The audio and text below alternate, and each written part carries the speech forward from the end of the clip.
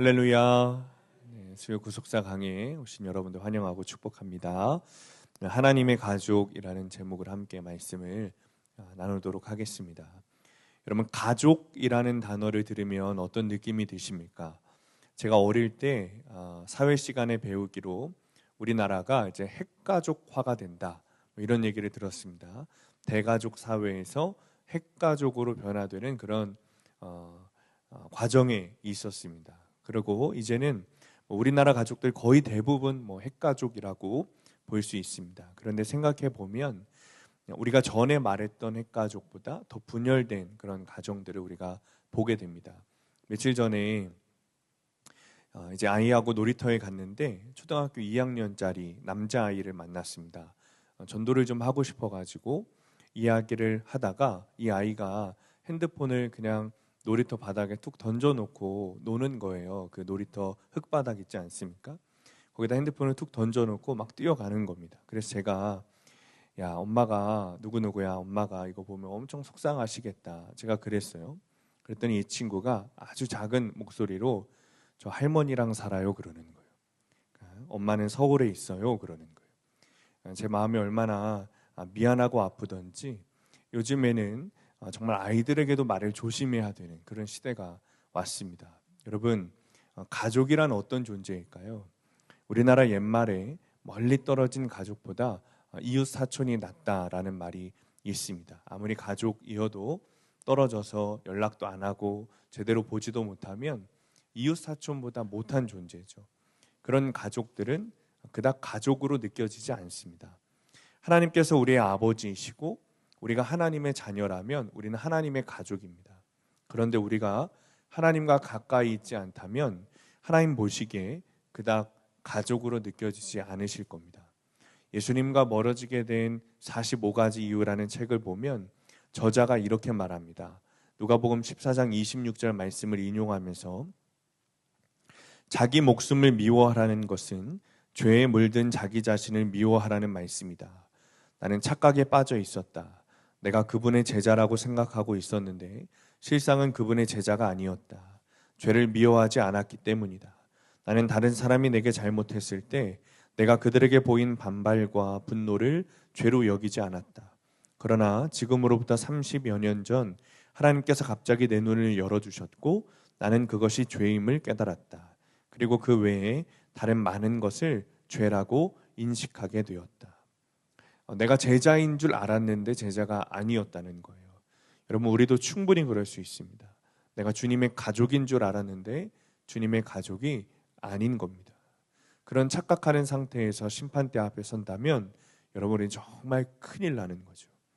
전문직 남편을 둔 한 자매가 말하기를 남편 그 직장 친구들 모임에 가면 다 결혼을 했는데 애인이 없는 사람이 없다는 겁니다. 도리어 애인이 없으면 창피한 거래요. 그런데 그 중에는 교회에 나가는 친구도 있고 심지어 장로 아들도 있다는 거죠. 그럼에도 전혀 죄의식 없이 음란을 즐기고 있다 그럽니다. 그런데 여러분, 그런 사람이 교회에 나간다 하더라도 과연 하나님께 하나님의 가족이라고 생각이 드는 사람일까요? 정말 하나님의 아들, 딸이라고 여겨지는 사람이겠습니까? 여러분, 우리는 어떻습니까? 여러분, 하나님의 아들, 딸이 맞습니까? 아니면 먼 조카나 친척쯤 되는 삶을 살고 있진 않습니까? 자, 그렇다면 누가 하나님의 가족인가? 우리 말씀을 통해서 함께 좀 보도록 하겠습니다. 첫 번째로 표적의 의미를 아는 사람이 하나님의 가족입니다. 38절 우리 함께 읽습니다. 시작. 그때 서기관과 바리새인 중 몇 사람이 말하되 선생님이여 우리에게 표적 보여주시기를 원하나이다. 여러분, 여기서 중요한 것은 그때라는 단어입니다. 그때. 여러분, 그때 서기관과 바리새인 중 몇 사람이 예수님께 말하는 겁니다. 예수님, 표적을 좀 보여주십시오. 예수님, 우리에게 표적, 기적을 좀 보여주십시오. 예수님이 메시아라는 증거를 우리에게 보여주십시오. 여러분, 근데 이 38절 맨 처음에 나오는 그때, 여러분 그때가 언제인 줄 아십니까? 22절, 바로 위에 22절 말씀을 보면 사람들이 귀신 들려 말 못하고 눈먼 사람들을 예수님께 데리고 왔습니다. 그리고 예수님이 그들을 고쳐주셨습니다. 그때가 바로 그때인 거예요. 그 외에도 수많은 기적을 주님께서 바리새인과 서기관들에게 보여주셨습니다. 그 모든 기적을 보여주신 그때 바리새인과 서기관들이 나에게 다시 기적을 보여달라는 거예요. 다시 말하면 예수님께서 다른 이들에게 해주신 기적은 모르겠고 내 문제 좀 해결해 달라는 거예요. 우리식으로 이야기하면 말씀이 전혀 들리지 않는 거죠. 말씀으로 내 삶을 해석하는 게 뭔지도 모르겠고 그런 거 너무 하기 싫고 귀찮고 말씀 읽는 것도 싫고 묵상하는 것도 싫고 그냥 내 상황, 내 고난만 좀 해결해 주십시오라는 거죠. 길이요 진리요 생명이신 예수님을 앞에 두고도 회개도 없고 감사도 없고 문제만 해결되길 바라는 거예요. 여러분 어제 새로운 대통령이 당선됐죠. 오늘 당선됐죠. 여러분 그걸 보고 무엇을 느끼셨습니까? 내가 찍은 대통령이 당선되어서 행복하십니까? 아니면 내가 찍은 후보가 떨어져서 하나님께 원망이 되십니까? 여러분 구속사의 말씀을 아는 사람이라면 그리고 하나님께서 우리 대한민국을 섭리하신다는 것을 믿는다면 부태떨감해야 되는 거죠. 붙으면 회개하고 떨어지면 감사해야 되는 거예요. 그 신앙으로 내가 찍은 대통령이 됐다면 회개해야죠. 내가 찍은 후보가 떨어졌다면 감사해야죠. 여러분 왜 안 됐냐고 해결해 달라고 불평해 달라고 그것이 아니라 감사하는 거예요. 그것이 구속사 말씀을 믿는 하나님의 섭리를 믿는 그리스도인이 해야 하는 일이죠. 그런데 우리는 늘 신앙생활을 하면서도 내 삶에 문제가 생기고 내 마음대로 되지 않으면 하나님께 감사하는 게 아니라 하나님을 원망합니다. 하나님, 내가 예수 믿으면 나한테 뭐라도 생기는 게 있어야 되지 않겠습니까? 예수 믿으면 뭔가 잘 되는 게 있어야 되지 않겠습니까? 나에게 주신 고난이 나에게 믿음의 축복을 주시려는 하나님의 감사의 사건이라는 것을 알지 못하는 거예요.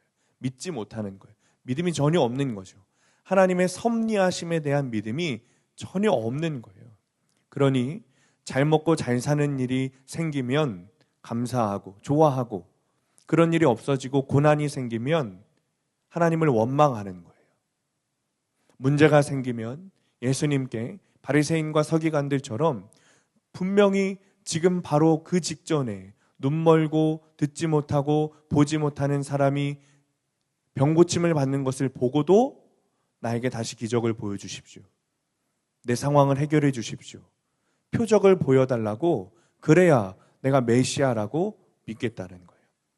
여러분 이것은 믿음이 아닙니다. 정확히 믿음을 잃어버린 사람의 모습인 거예요.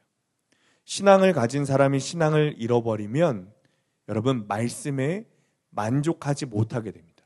그리고 표적을 구하게 돼요. 그것이 신앙을 잃어버린 사람의 증거인 거예요. 여러분 뭐가 증거라고요? 말씀에 만족하지 못하고 기적을 구하는 것이 신앙을 잃어버린 사람의 증거인 거예요. 주님은 이런 사람들을 음란한 세대라고 말합니다. 39절에 함께 읽습니다. 시작. 예수께서 대답하여 이르시되 악하고 음란한 세대가 표적을 구하나 선지자 요나의 표적밖에는 보일 표적이 없느니라. 예수님께서 말씀으로 충분하지 않고 기적을 구하는 세대에 대하여 악하고 음란하다라고 정의하십니다. 여러분은 말씀으로 충분하십니까? 악하고 음란한 세대가 구하는 것이 표적이에요. 악하고 음란하게 살기 위해서 돈과 권력과 미모의 표적을 구하는 거예요. 여기서 말하는 음란은 헬라어로 모이칼리스라고 해서 정확하게 말하면 간음입니다. 혼외 정사를 말하는 뜻인 거예요. 바람을 피는 거죠. 여러분 영적, 육적으로 간음하는 자들이 많습니다. 믿음을 잃고 말씀을 잃고 돈과 권력과 미모를 구하는 자는 영적으로 육적으로 혼외 정사를 하고 있는 거예요. 이런 사람들이 하는 말이 이런 사랑은 내가 하는 사랑은 하나님도 어쩔 수 없어 라면서 내로남불하는 거죠. 내가 하면 로맨스고 남이 하면 불륜인 거예요. 그러면서 음란을 행합니다. 여러분, 결혼하면 한 사람만 바라봐야 되죠. 맞잖아요, 여러분. 그렇죠? 한 사람만 바라봐야죠. 그것을 약속하고 결혼하는 거예요. 믿음도 주님을 향한 목표가 확실하는 것입니다.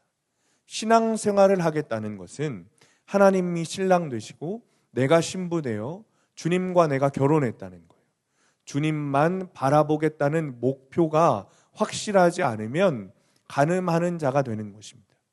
그것은 사랑도 믿음도 아닙니다. 간음일 뿐인 거예요. 이렇게 간음하는 이유가 뭐냐면 우리가 예수님이 누구신지 모르기 때문에 그렇습니다.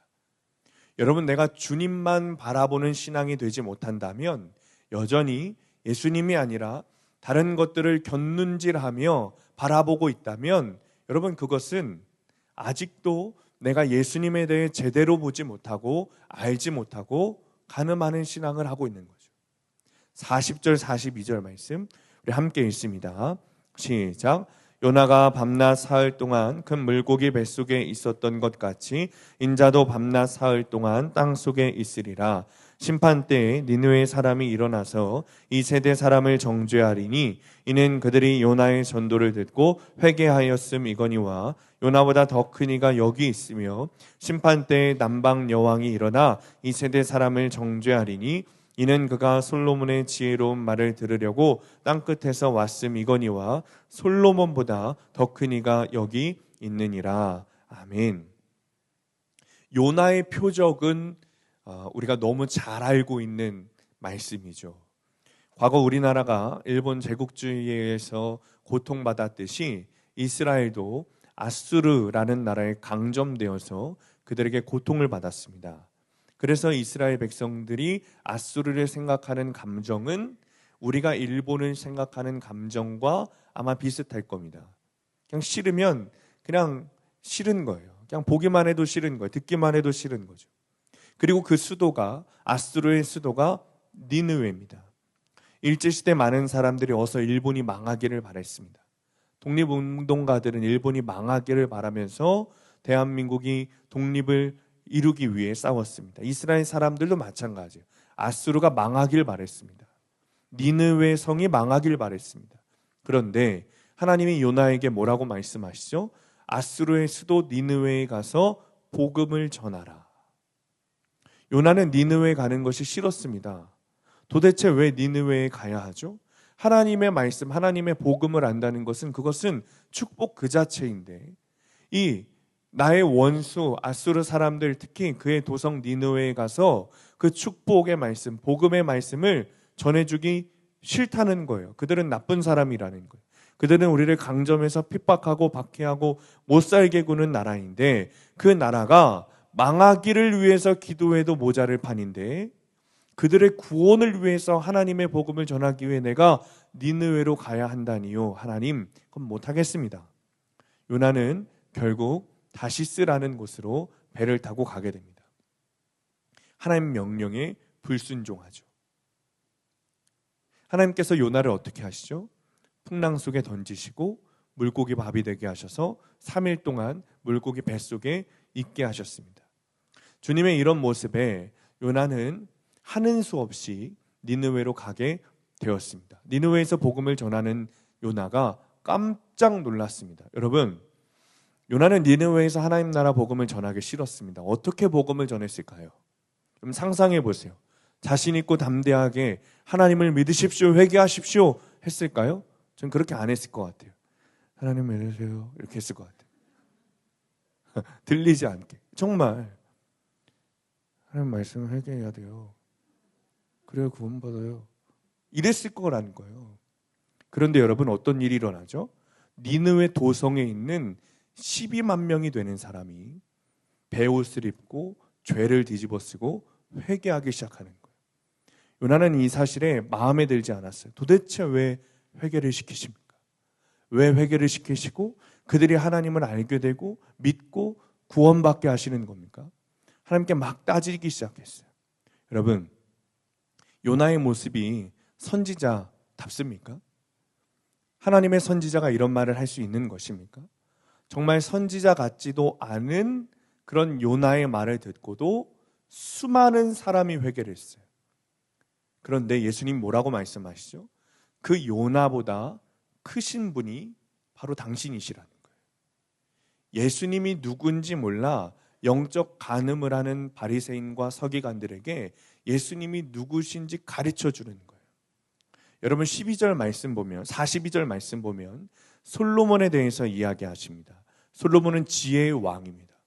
북의 영화 대신 지혜를 구했던 이 세상에서 가장 지혜로운 자로 여겨지는 사람이 솔로몬이죠.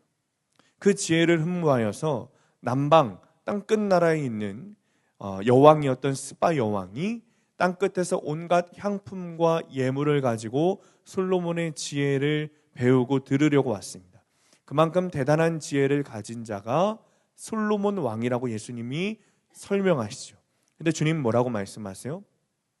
그런 부와 지혜의 상징인 솔로몬보다 더 큰 분이 바로 당신 예수님이시라는 거예요. 그런데 바리새인과 서기관들이 어떻게 합니까? 요나는 귀하게 여깁니다. 솔로몬은 귀하게 여겨요.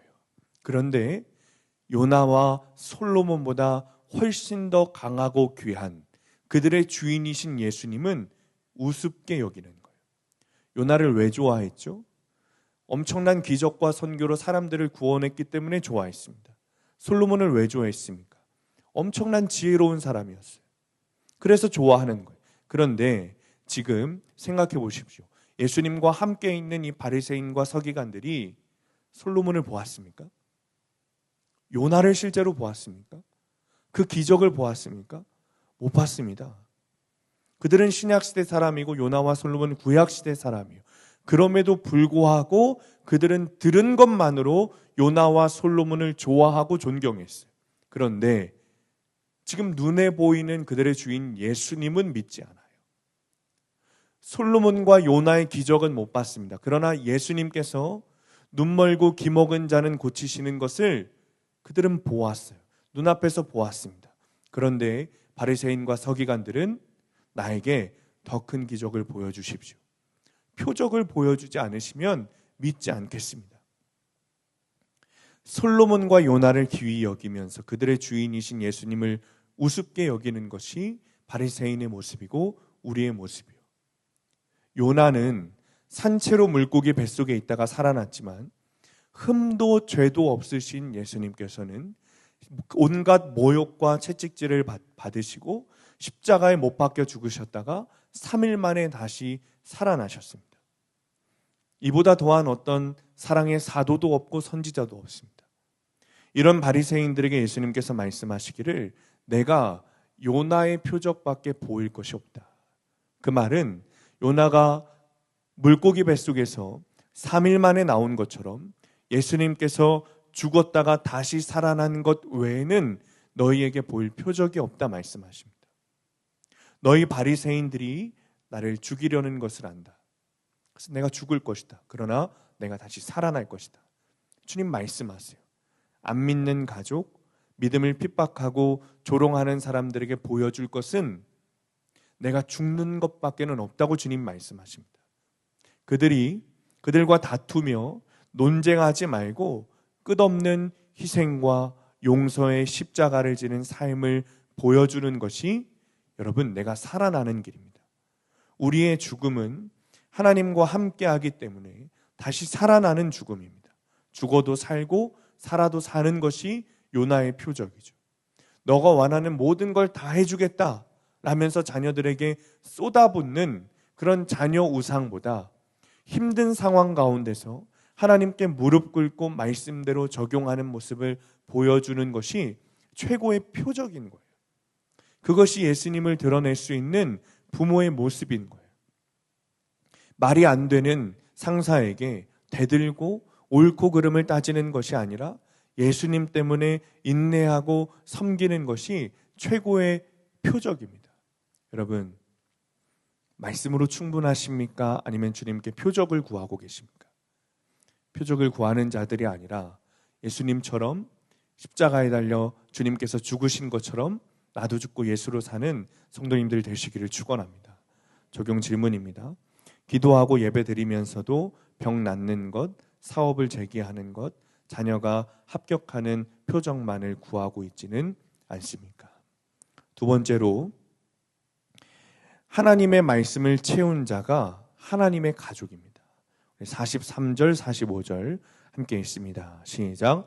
더러운 귀신이 사람에게서 나갔을 때에 물 없는 곳으로 다니며 쉬기를 구하되 쉴 곳을 얻지 못하고 이에 이르되 내가 나온 내 집으로 돌아가리라 하고 와보니 그 집이 비고 청소되고 수리되었거늘 이에 가서 저보다 더 악한 귀신 7을 데리고 들어가서 거하니 그 사람의 나중 형편이 전보다 더욱 심하게 되느니라.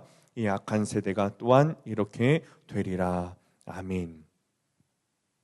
여러분, 악하고 음란한 세대는 성경을 멀리합니다. 말씀을 멀리합니다. 성경을 안 보면 점점 더 악한 자가 되죠. 이것이 주님의 진단입니다. 하나님과 바른 관계에 있지 못하면 우리는 하나님과 가족이 아니라 조카보다 친척보다 더 먼 자식이 될 수밖에 없습니다. 표적을 구하는 것보다 더 중요한 것은 내 속에 말씀으로 채우는 것입니다. 여러분, 회개하겠다고 말하면서 악하고 음란한 세대의 세상 가치관을 안 버리면 금세 문제가 생깁니다. 예수님을 믿는데 여전히 예수님이 아니라 병 고침과 대학 입시 등을 주인으로 모시면 귀신이 이런 집을 가장 좋아한다고 예수님이 말씀하세요. 여러분, 말씀을 보면 정결하고 청소된 곳에 귀신이 들어가기 좋아한다고 말합니다. 귀신은, 악한 영은 습관적으로 그가 들어갈 곳을 찾아 헤맵니다. 그런데 말씀이 있는 곳이 아니라 습관적인 중독이 있는 곳으로 가는 거예요. 귀신이 다니며 구하되 얻지 못하고 계속 다니죠. 얻지 못하니 어떻게 된다 그래요? 말씀을 보니 있던 곳으로 다시 들어간다. 여러분, 내가 회개함으로 죄와 중독을 끊어서 내 마음을 정결하게 했다면, 내 마음을 청소했다면 여러분, 그 마음을 그냥 둬서는 안 됩니다. 말씀으로 채워야 되는 거예요. 여러분, 말씀으로 채우지 못하면 오늘 주님이 말씀하신 것처럼 내 영혼은 그냥 텅텅 비어있게 돼요. 여러분, 우리가 착각하지 말아야 될 것이 있어요. 회개함으로 우리의 마음을 정결하고 깨끗하게 청소해야 합니다.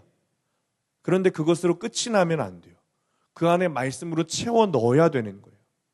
그런데 우리는 그저 회개하고 청소하고 죄사함으로 끝이 난단 말이에요. 그러면 그 마음은 텅텅 비어 있어요. 그럼 어떻게 된다고요? 45절의 말씀처럼 귀신이 다시 가보니 청소에 있어서 들어가기 더 좋다는 거예요. 그리고 나중 형편이 전보다 더 심하게 된다. 성경 주석가 핸드릭스가 이런 말을 했습니다. 비고 청소되었다 함은 악의는 없지만 거룩한 것은 아니다. 여러분, 회개한 것으로 끝나는 것이 아니에요. 죄사함으로 끝나는 것이 아니에요. 내 안에 말씀이신 주님을 모셔야 돼요. 여러분, 텅텅 빈 마음을 가지고 있으면 그냥 그렇게 살다가 다시 마귀의 집이 되는 거예요. 여러분, 회개하면 말씀으로 채워 넣어야 되는 줄 믿으시기 바랍니다. 예수님을 믿으면 그대로 있는 것이 아니라 믿어지자마자 헌신해야 돼요.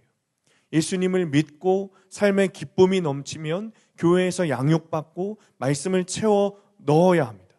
말씀을 들으면 그것을 내 말씀으로 적용하고 신앙생활해야 되는데, 내가 예전보다 깨끗했다고 좋아하기만 하면 7 귀신이 달려드는 거예요. 그 자리를 차지해버려요. 예전보다 형편이 나빠지는 거예요. 교회에 다녀도 공동체에 속하지 않는 사람들이 있습니다. 이런 사람들이 정말 위험한 사람들이에요. 깨끗이 청소했으면 말씀으로 그 안을 채워 넣어야 돼요. 계속해서 반복해서 말씀드리는 이유는 너무나도 중요하고 위험하기 때문에 그렇습니다. 청소한 것으로 놔두지 마세요. 말씀으로, 정말 귀하고 좋은 말씀 공동체 안으로 우리가 들어가야 돼요. 자기를 오픈하고 자기 죄를 고백하기 위해서 가면을 벗고 더러운 옷을 벗으면 여러분, 혼자 이상한 사람 되는 것 같은 그런 공동체 말고 자기 자랑을 안 하고 자기가 의로운 것을 내세우지 않고 오히려 자기 고백을 하면 저 사람 왜 저러나 싶은 그런 공동체 말고 진짜 말씀 공동체 안으로 들어와야 돼요. 진짜 말씀 공동체는 목욕탕 같은 공동체예요. 더러운 것을 다 벗겨내고 가면을 다 벗고 나를 오픈하고 말씀 안에서 나누는 공동체. 내 죄를 회개하고 말씀으로 채우는 공동체. 오히려 혼자 옷 입고 있고, 여러분 생각해 보세요. 목욕탕에 들어갔는데 혼자 옷 입고 있으면 그 사람이 이상한 사람인 거예요. 혼자 옷 입고 있고 가면 쓰고 있고 죄를 고백하지 않으면 이상한 사람이 되는 거죠. 그러나 목욕탕 같은 공동체에 들어오면 다 벗고 따뜻한 물에 들어가서 저절로 때가 불고 그리고 때를 밀고 뽀얘져서 나가게 됩니다. 말씀 공동체를 만나면 끊지 못하던 죄가 끊어집니다. 먼저 좋은 공동체를 찾아서 때를 벗겨야 그것을 끊을 힘이 생겨요. 더 이상 여러분 이상한 곳, 물 없는 곳에서 쉼을 찾지 마시고 공동체 안으로 들어와야 합니다. 그리고 말씀으로 내 영혼을 채워 넣어야 합니다. 어떤 분이 고달픈 인생을 살다가 유명한 배우가 됐습니다. 돈도 인기도 얻었지만 상처만 남고 이혼했습니다. 그 이후에 전도를 받고 예수를 믿게 되어 기쁘게 살다가 교회 장로라는 한 사람을 만났습니다. 장로라기에 덮어놓고 재혼을 했는데 알고 보니 사기꾼이었던 거예요. 온 재산이 털리고 모든 수입이 차압됐습니다. 예수님을 알고도 분별이 안 되니 훨씬 악한 사람을 만난 거예요.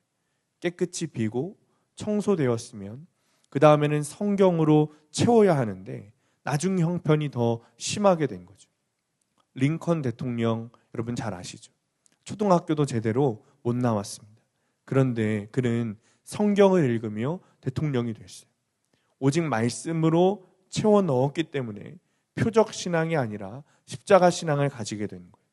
우리 아이들에게도 성경적 가치관을 넣어주면 앞으로 훌륭한 지도자가 될 것입니다.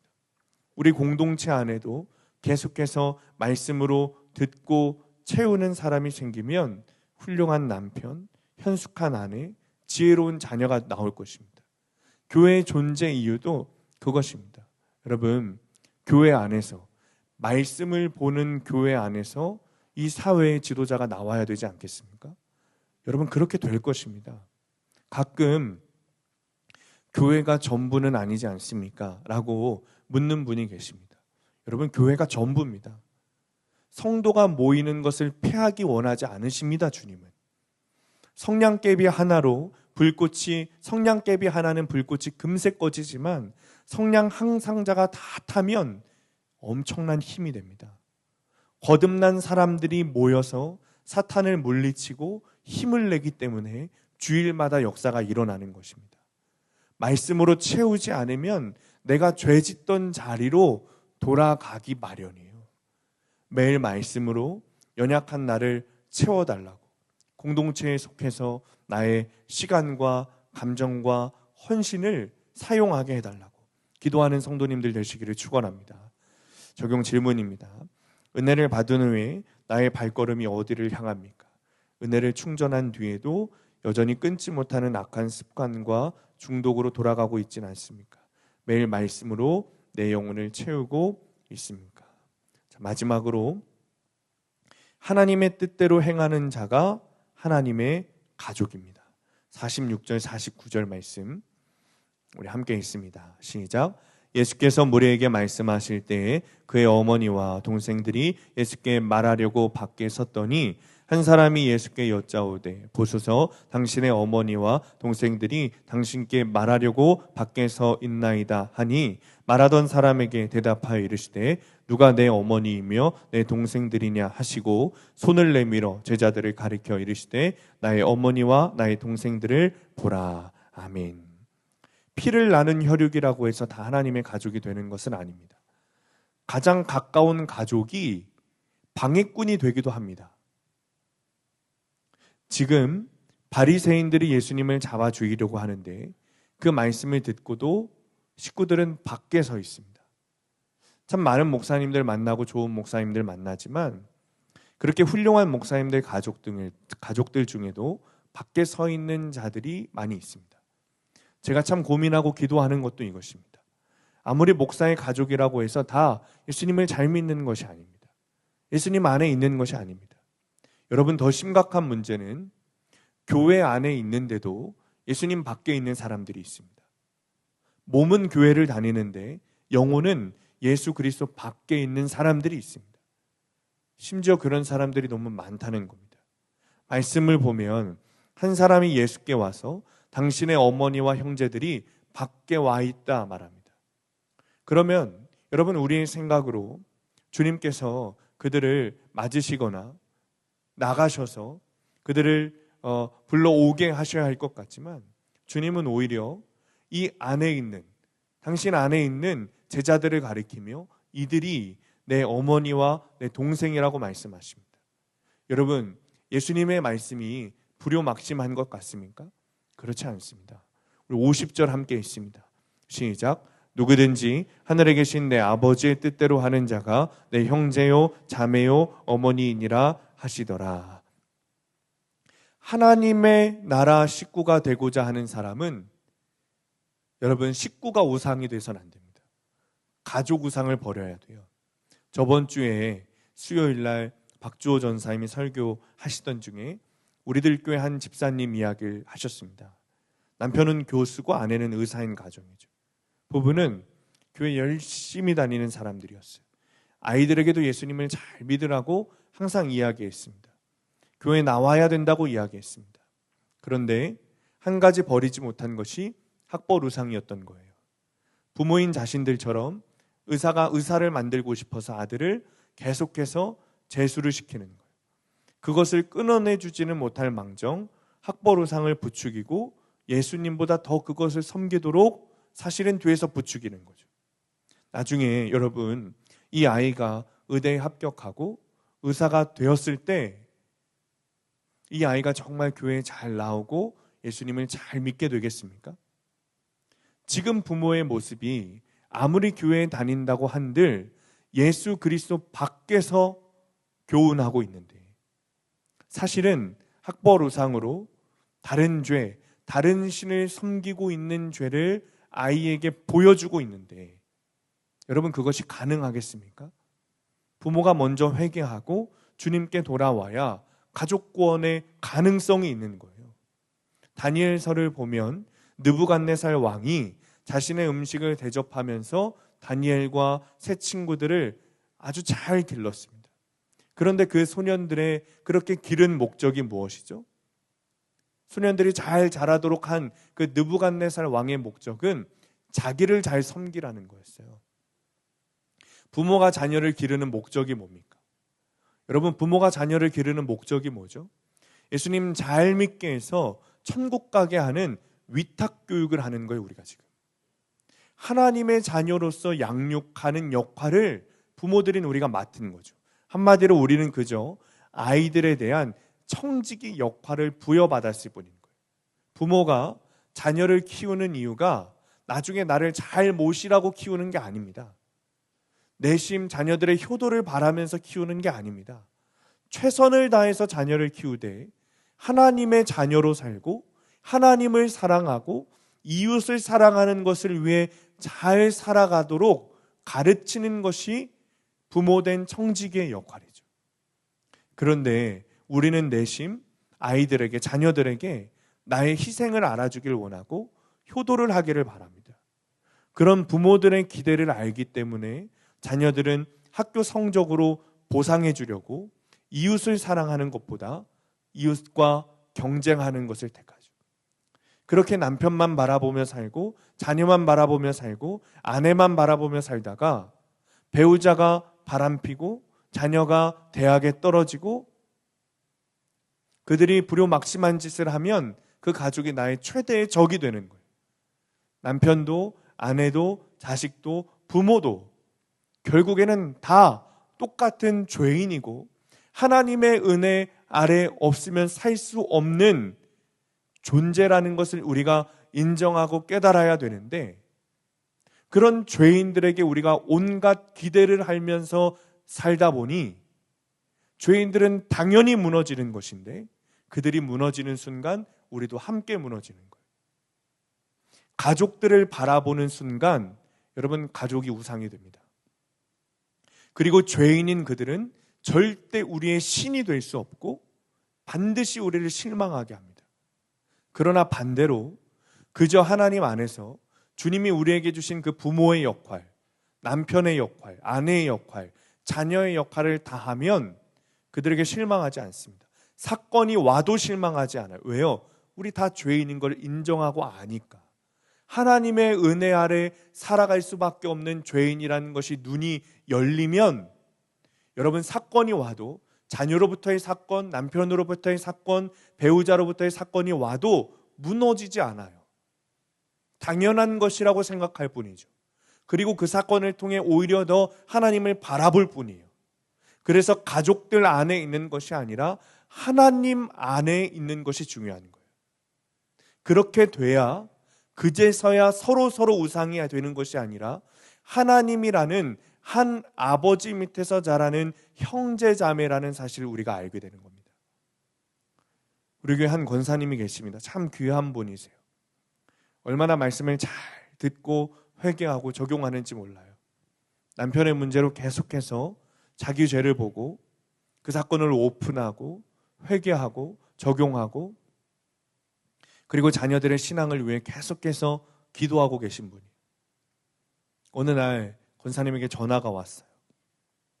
아들이 암에 걸렸다는 거예요. 여러분, 목사로서 참 무서운 전화입니다. 어떻게 위로를 해야 될지 막막하죠. 권사님이 이런 말씀을 하세요. 그런데 목사님, 그런데 너무 걱정하지 마시고 기도만 좀 해주세요. 그럼 암이라는데 어떻게 걱정이 안 돼요? 그렇죠? 권사님 바로 이어서 이런 말씀을 하신 거예요. 목사님, 제가 기도했잖아요. 하나님이 제 기도에 응답해 주시는 거잖아요. 제가 우리 아이들 고난을 통해서라도 믿음을 갖게 해달라고 믿음을 다시 회복할 수만 있다면 고난을 주시라고 하나님께 기도했잖아요. 하나님이 그 기도에 응답하시는 거예요. 여러분, 제가 말을 못하겠더라고요. 그런데 권사님이 이런 말씀하세요. 목사님, 저 예수님 만나게 해주셔서 감사해요. 그리고 이 사건이 하나님의 뜻인 것라는 것을 깨달을 수 있는 신앙을 갖게 해주셔서 감사해요. 사건이 와도 실족하지 않고 말씀으로 해석하게 해주시니 감사하다는 말씀이었어요. 그리고 이 사건을 통해 아들에게 계속해서 복음을 전하시겠다고 고백하시는 거예요. 결단하시는 거예요. 여러분, 이게 하나님이 만드신 가족이에요. 하나님 나라 가족이에요. 가족들에게 맛있는 거 사주고 잘 섬겨주고 말을 잘 듣는 게 가족이 아니라 고난당하는 자녀에게 하나님의 뜻을 알려주고 말씀이 안 들리는 부모에게 찾아가서 함께 큐티를 해주는 것이 하나님 나라 가족이에요.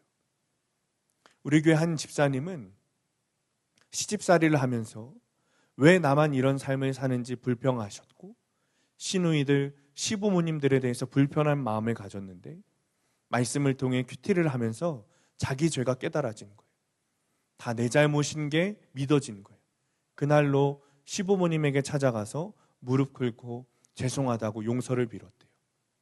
그것으로 끝난 게 아니라 어떻게 하면 시부모님에게 복음을 전할까 고민을 하다가 일주일에 한 번씩 시간이 될 때마다 시간이 되면 이틀, 3일도 찾아가서 시어머니와 큐티를 하는 적용을 하고 있어요. 여러분, 며느리가 시어머니에게 함께 큐티하고 자기 죄를 고백하고 말씀을 들려드리고 기도하는 것이 쉬운 일 아닙니다. 하는 거예요. 왜요? 고난을 피할 수 없는 인생에서 하나님의 말씀을 심어주고 함께 나누는 것이 진정한 하나님이 주신 가족 사랑이라는 것을 믿기 때문이죠. 적용 질문입니다. 수십 년 신앙생활 하면서도 내 남편, 내 자식만 부르짖는 가족 우상주의에 빠져 있습니까? 내 말을 잘 듣고 나에게 잘하는 것이 가족 사랑이라고 착각합니까? 내 뜻이 아닌 하나님의 뜻을 따르게 함으로써 고난 속에서도 승리할 수 있는 믿음을 심어주고 있습니까? 자, 말씀을 마칩니다. 한 드라마를 보는데 시골의 노 어머니가 아들의 전화를 하염없이 기다리는 거예요.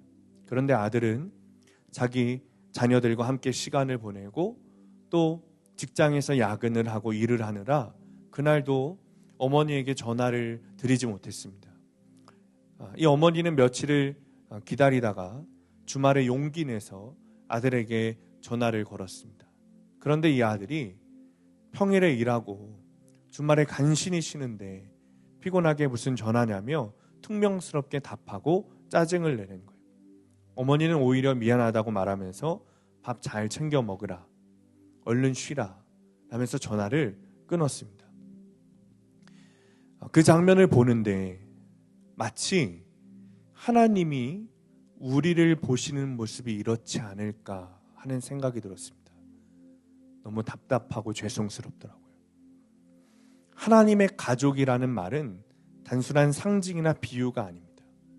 하나님께서 진짜 우리의 아버지 되시고 우리가 그분의 영원한 자녀가 되었다는 놀라운 진리의 말씀이에요. 그런데 우리는 어떻습니까? 우리 삶을 돌아보면 하나님의 가족이라고 하기에 참 부끄러운 순간들이 많습니다.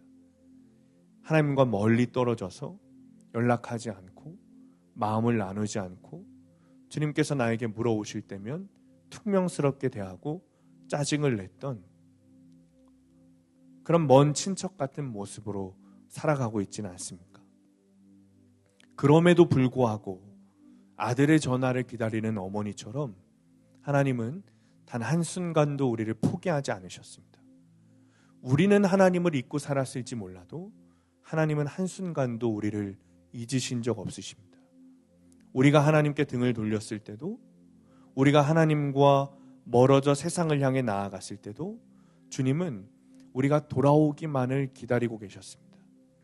여러분, 하나님의 사랑은 우리가 생각하는 것보다 훨씬 더 깊고 강력합니다.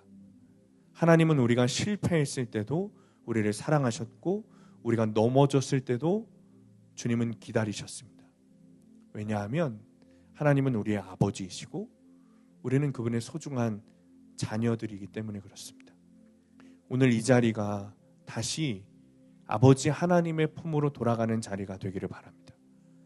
하나님 아버지의 사랑을 기억하며 멀어진 발걸음을 돌이켜 다시 주님의 가족으로 돌아가시기 바랍니다. 주님은 오늘도 지금 이 순간에도 우리를 향한 사랑의 손길을 결코 거두지 않으십니다.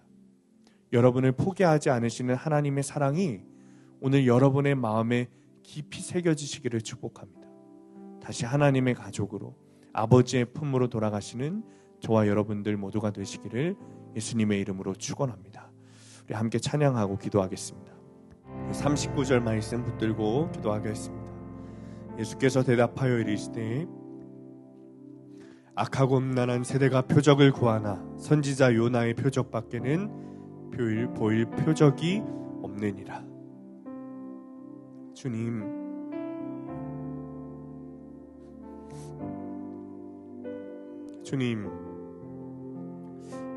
저에게는 고난과 사건 앞에서 가족들의 고난과 사건 앞에서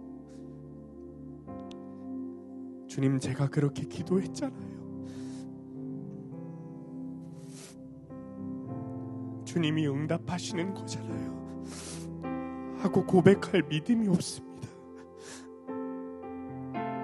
그저 여전히 말씀으로 삶을 해석하는 것이 아니라 주님께서 나에게 표적을 보이시고 기적으로 내 상황을 해결해 주실 것에만 그 기복적인 신앙에만 매달려 사는 하나님 믿음 없는 저를 불쌍히 여겨주시기를 원합니다. 하나님, 저도 고난 앞에서 제가 그렇게 기도했잖아요. 가족들의 고난 앞에서 하나님 믿음 위에서 그렇게 제가 고백했잖아요. 응답해 주셔서 감사해요 하는 믿음을 갖게 하여 주옵소서. 주님, 여전히 하나님의 뜻 앞에 순종하며 살지 못하고 악하고 음란하게 살기 위해 땀 흘려 수고하는 아버지 나의 모습들을 용서하여 주옵소서. 말씀의 은혜로 악하고 음란한 죄와 중독이 끊어지게 하여 주옵소서. 하나님 이미 나에게 주신 말씀을 통해 내 영혼을 채우게 하여 주옵소서. 기적을 구하는 것이 아니라 말씀으로 오늘도 믿음을 구하며 사랑하게 하는 하나님의 섭리에 순종하게 하여 주옵소서. 나에게도 응답하여 주신 하나님의 그 고난에 주를 감사합니다 고백할 수 있는 믿음을 허락하여 주옵소서. 나에게 주신 가정과 직장의 고난이 100% 오르신 주님이 주신 하나님의 100% 오신 상황인 것을 믿게 하여 주옵소서. 이 시간에 주님 이름 부르시면서 함께 동성으로 기도하겠습니다. 주여, 주여, 주여, 하나님, 주님의 나라와 하나님 저에게 믿음이 없으면 하나님 믿음이 없으면 주시더라도 믿음이 주시는 아버지 그 믿음이 없으면 하나님 그 고백이 내 입술과 내 영혼에서 나오지 않으면 아버지 내 아버지의 고난함 내 어머니의 고난함 하나님 해결만 바라며 아버지 하나님 주님을 의지하지 못하는 아버지 하나님 나의 믿음 없음을 용서하여 주옵소서. 하나님 믿음을 허락하여 주시기를 원합니다. 구속사의 말씀으로 해석되는 삶을 살아가게 되기를 원합니다. 하나님 나의 삶에 하나님 역사하여 주시옵소서. 내 마음에 하나님 역사하여 주시옵소서. 나도 그런 고백할 수 있는 믿음을 허락하여 주옵소서. 하나님 나도 그런 고백할 수 있는 믿음을 허락하여 주옵소서. 하나님 여전히 하나님과 함께하지 못하고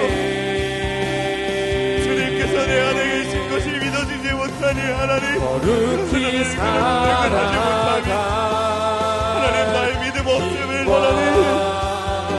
하나님 불쌍히 여겨주시니 하나님 앞에 나아가는 꿈을 주의 자녀가 되게 해주시니 하나님 아버지 하나님 그 믿음을 구하는 주님의 자녀가 되게 해주시니 하나님 나를 불쌍히 여겨주시니 하나님 나를 긍휼히 여겨주시니 하나님 나를 불쌍히 여겨주십시오.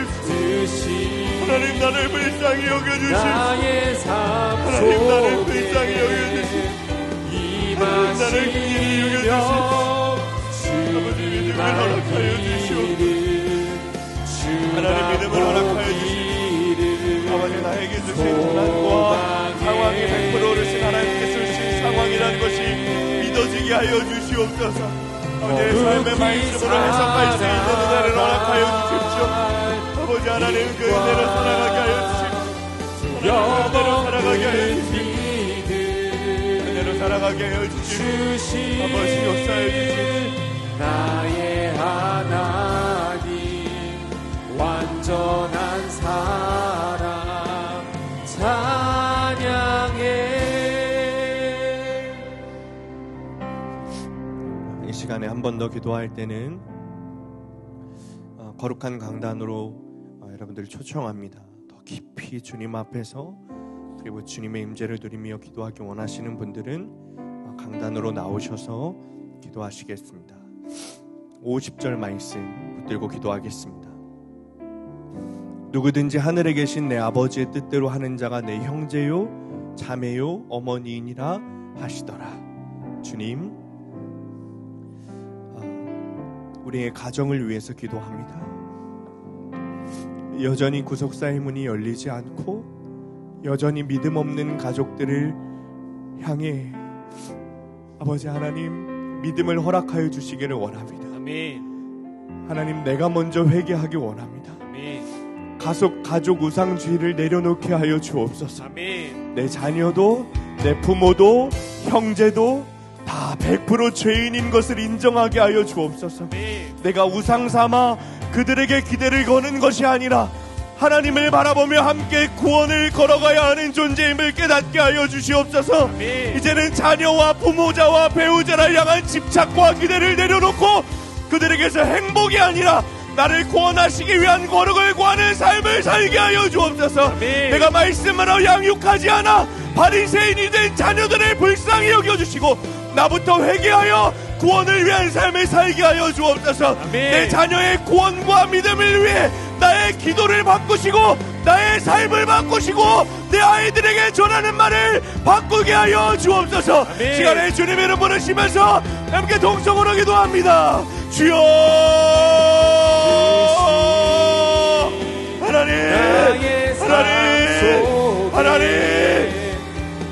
아버지 하나님, 가족 우상을 내려놓기를 원합니다. 가족 우상을 내려놓기를 원합니다. 하나님, 가족 우상을 내려놓기를 원합니다. 하나님, 역사하여 주옵소서. 하나님, 역사하여 주시옵소서. 하나님, 역사하여 주시옵소서. 아버지 하나님, 내 자녀도 내 부모도 내 배우자도 다 100% 죄인입니다. 하나님, 100% 죄인입니다. 아버지, 그런 아버지 죄인을 우상 삼아 살았던 가족 우상에 아버지 하나님 더러운 그 아버지 죄를 아버지 회개하오니 아버지 용서하여 주옵소서. 아버지, 그 기대와 집착을 버리게 하시고 아버지 그들에게서 행복을 구하는 것이 아니라 아버지 하나님 앞에 나아가 그 거룩한 삶을 구하는 아버지 우리가 되게 하여 주옵소서. 하나님, 내가 기도하지 않아서 내 자녀들이 내 배우자가 내 부모가 바리새인이 되었으며 하나님 그들을 불쌍히 여겨주시고 나부터 회개하게 하시옵소서. 아버지, 나부터 회개하여 구원을 위한 삶을 살아가게 하여 주옵소서. 내 자녀의 내 부모의 내 배우자의 구원을 위하여 아버지 나부터 아버지 바꿔주시옵소서. 아버지, 변화되기 원합니다. 새롭게 되기 원합니다.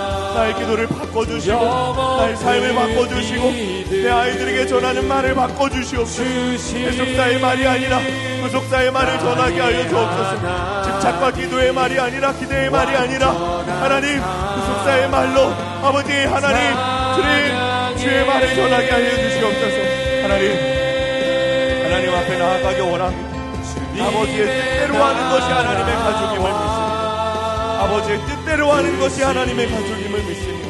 하나님, 가족 우상주의를 내려놓게 하시고 아버지, 이제는 정말 하나님 앞에 주님 바라보며 아버지 살아갈 수 있도록 아버지 우리의 삶을 역사하여 주시기를 원합니다. 정말 주님 바라보기를 원합니다. 아버지 하나님, 그들의 가족들을 향해서 행복을 구했던 우리의 죄들을 용서하여 주시기를 원합니다. 아버지 하나님, 내가 말씀으로 양육하지 않아 바리새인들 아버지 하나님 나의 가족들은 아버지 하나님 불쌍히 여겨주시옵소서. 그들의 긍휼히 여겨주시옵소서. 나 때문에 마음의 문을 닫은 가족들 아버지 문을 열어주시고 하나님 앞에 나아가는 하나님의 역사가 아버지 있게 하여 주시옵소서. 아버지 하나님 주님 잡아주시옵소서.